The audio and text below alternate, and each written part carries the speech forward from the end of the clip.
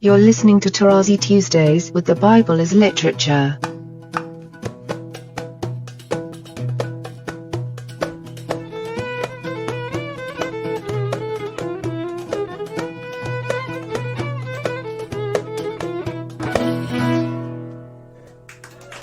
Hi, this is Father Mark Boulos, and you are listening to Tarazi Tuesdays with the Bible as Literature podcast. In today's program, Father Paul begins his discussion of Cain and Abel, explaining the famous phrase, "Sin is couching at the door."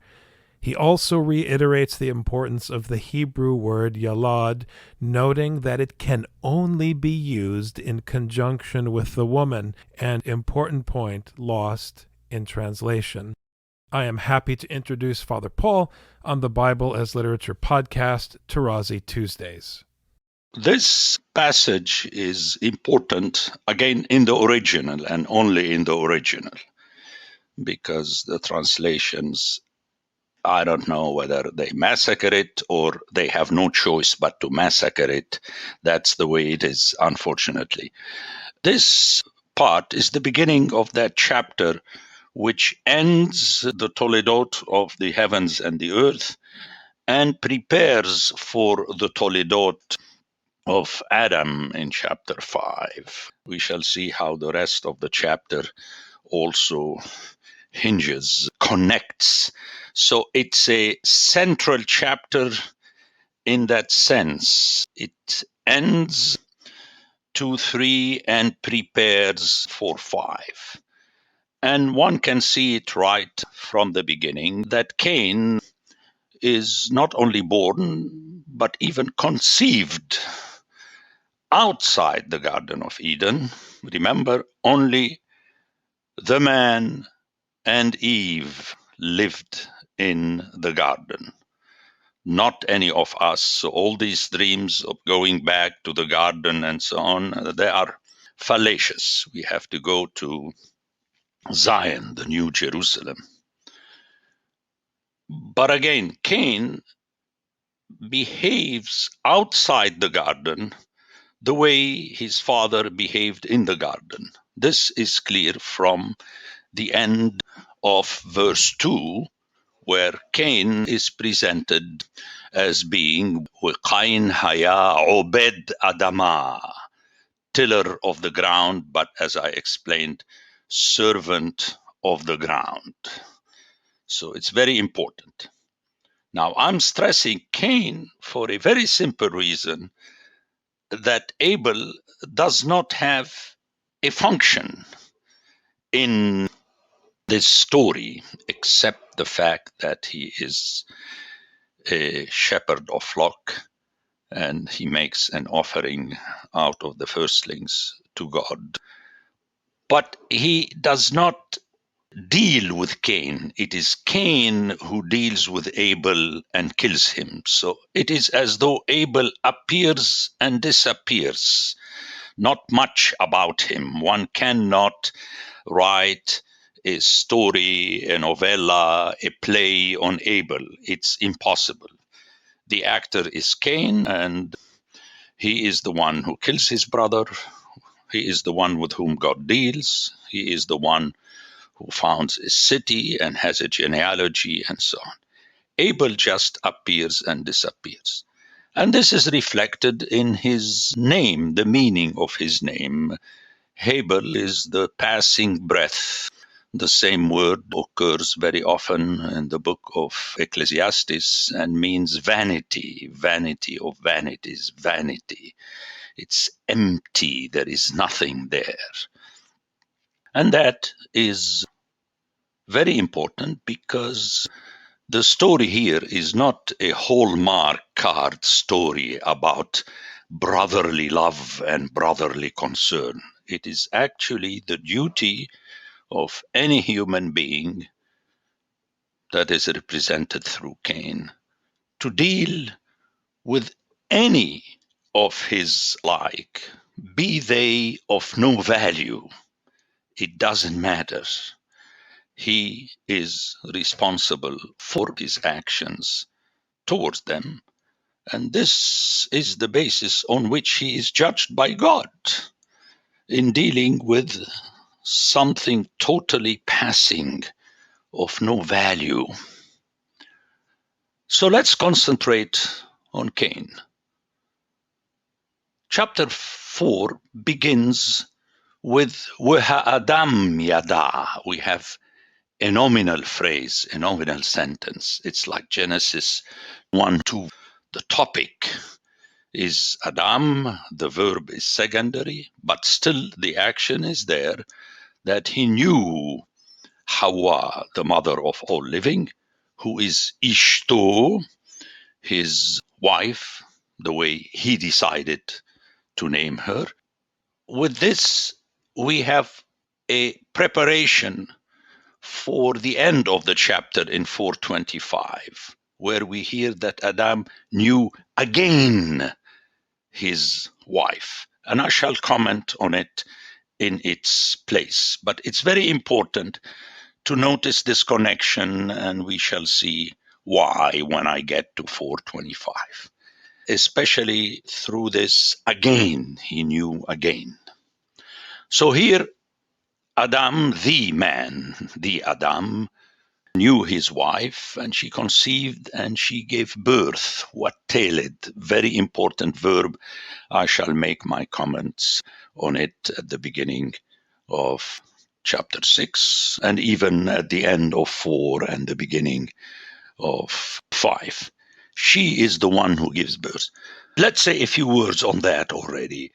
Yalad is a verb that reflects the action of giving birth by a mammal. That's it, it's technical.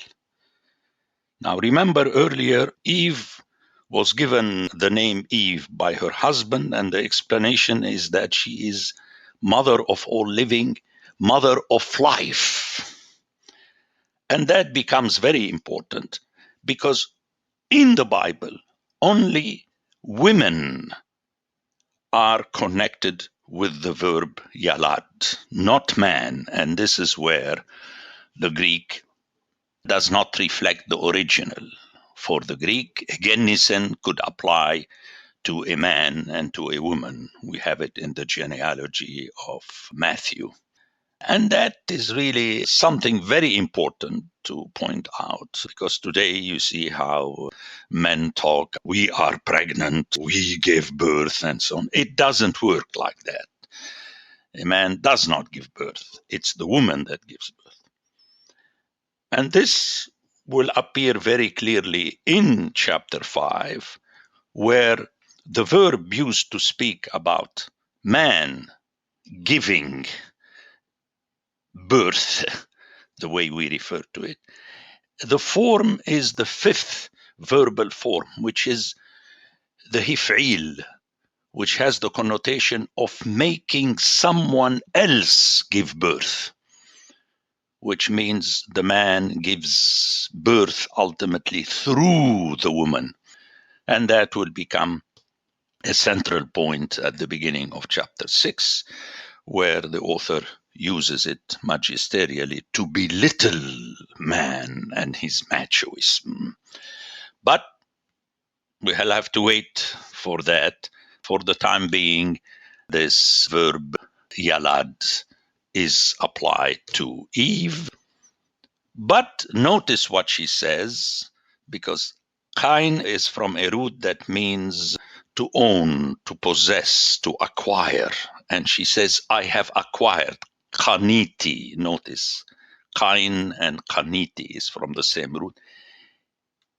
Ish, with the Lord. Notice how the human being is ultimately a gift by the Lord.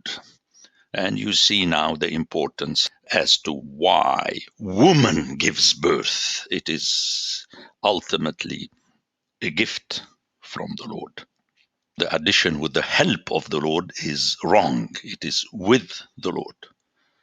But Eve uses the word ish. It is as though the text says she is getting back at the man from whom, as ish, she is as isha. Now, in her turn, she produces the ish. And that brings us back to the tension of which the text spoke in chapter 3. Again, I'm stressing the original. It's already there. Everything is there. And then we hear that she also gave birth to his brother. Notice how his brother is before Abel. So the stress is that the second child is exactly like the first, but instead of reflecting power of possession, he is nothing. And Abel is given the priority. Notice how we have an inversion that parallels what we had in Genesis 1, 3 to 5. We have first darkness and then light, but God first names the light. Here, Abel comes second, but he is introduced first as being shepherd of flock, and I spoke enough about that. So let's move to Cain, who was servant or tiller of the ground. So Cain was, if you like, Adamic, essentially. He was linked to the Adamah. Whereas Abel, as shepherd of flock, he was dealing with other living beings, Nefesh Hayah, the flock, and also his family. And verse 3 says that Cain offered from the fruit of the ground minha to the Lord, which is a word that will be used later in the law. It's the basic offering. But Abel, he offered from the firstlings of his flock. This is very interesting because it reflects the fact that Abel had to kill the animals. And that reminds us of the skins, garments of skin in chapter 3. We have this dilemma how life, when it is eliminated, it is not something that is technically allowed. It is as though God's hand is forced.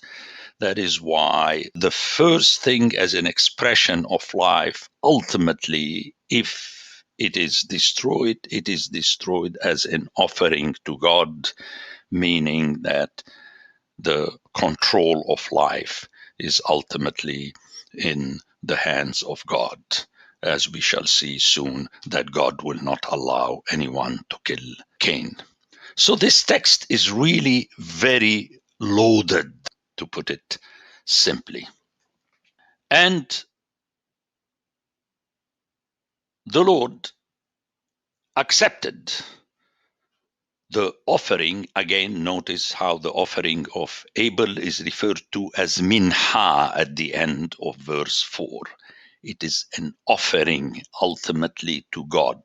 One does not kill in order to kill. And this will be dealt with again at the end of the flood story. But God did not accept the offering of Cain the way he accepted the offering of Abel. Let's go back to the Hebrew and hear again the play. The verb accepted is sha'a, but in the form in which it appears in conjunction with Abel, sha'a is in verse 5, but in verse 4, wayisha. It's the waw consecutive, which is a technical form in Hebrew. I talked about it way back in the intro. Yisha, very interestingly, reminds us of the sound of yasha, to save. Remember last time we talked about Shub and Yashab. And so this play is present in the text. That's all I can say. That the author is preparing you to all this lexicon, vocabulary that will be used later. And I pointed that several times already in Genesis 2 and 3. And Cain was unhappy, and God tells him that he should deal with the reality of life without falling into sin. We have here a mention of sin for the first time. Let's hear it. Why are you angry, and why has your countenance fallen? If you do well, will you not be accepted? And if you do not do well, watch out. I'm following the English, although the Hebrew is more complicated, but let's settle for that. That it is couching at the door. That's what we have in verse 7. Actually, the opening of sin. It's like the mouth of the sin that is open, and it is couching, waiting for you to fall into its trap. And here we have reference to chapter 3, where we have the same verbs that were used about the relationship of the woman with her husband. Okay, remember that man will rule over woman, and the yearning of the woman will be towards the man. Here, the yearning of sin is towards Cain, and Cain is supposed to rule over sin. Now, this verse obviously is there to prepare us to understand what is happening in the following verses in conjunction with the action of Cain towards Abel. And Cain says to Abel, his brother, and while they were in the Sadeh, notice in the field is the reflection of the ground on which everybody lives, and Cain stood up and slew his brother. In the original, we don't have any reason. It is the action that is underscored. Now, when the hearer hears this verse after the preceding one, then the hearer concludes that Cain technically did not rule over the threat of sin, but he fell into it. He eliminated a life that was made by God. The Bible as Literature is a production of the Ephesus School Network.